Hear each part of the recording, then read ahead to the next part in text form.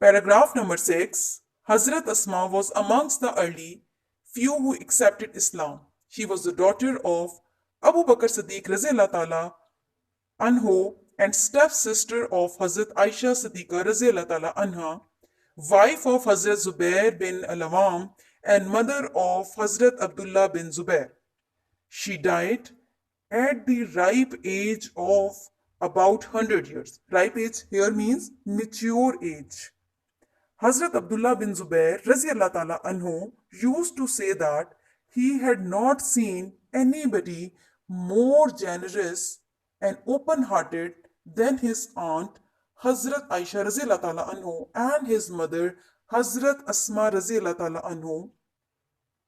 Generous here means to give something in the way of Allah. Open-hearted, kind. Embraced or accepted. Step means which is not real.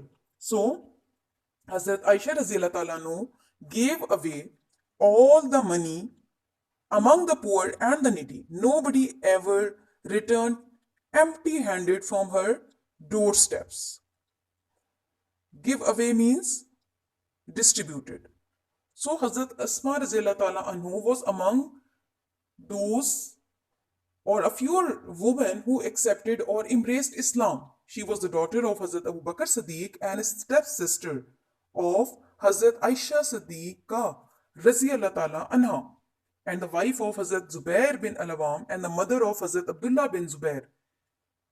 And how many years she lived? 100 years.